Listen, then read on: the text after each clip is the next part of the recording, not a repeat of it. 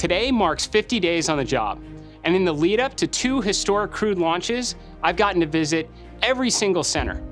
At each of these stops, I was able to speak with you, the most talented workforce our nation has to offer.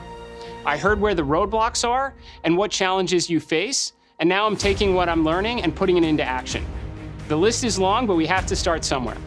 Today, I'm implementing a workforce directive to restore NASA's core competencies.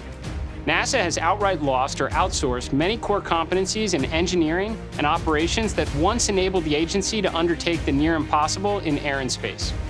Many of you, approximately 75% of the workforce, are contractors working alongside multiple primes, hundreds of subcontractors, utilizing different systems with excessive management layers anchored by a small civil servant workforce.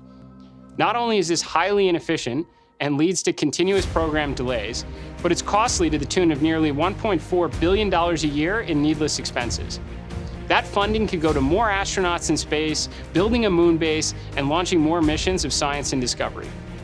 We are tearing down artificial civil servant hiring ceilings and bringing the teams we need back to NASA to execute on President Trump's vision. First, rebuilding internal talent. Within 30 days, every center and mission directorate will assess which technical and operational roles need to come back in-house. Within 60 days, we're implementing rapid onboarding. To ensure the funnel of new talent is always filled, we are supporting OPM's Tech Force initiative, bringing in term-based hires from industry and academia, and launching robust internship, training, and mentorship to develop the technical talent we require. Second, we're empowering you to get the job done.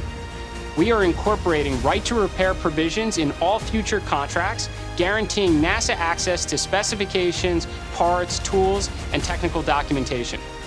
We're eliminating restrictive clauses that prevent us from doing our own work and addressing intellectual property barriers that have tied our hands.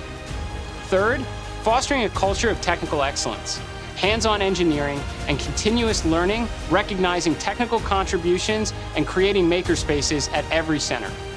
We're restoring in-house engineering and operational excellence to reclaim technical autonomy and concentrating our resources on the most needle-moving objectives. This is how we achieve the President's national space policy, and if we succeed, returning to the moon and building a moon base will seem pale in comparison to what we're capable of achieving in the years ahead.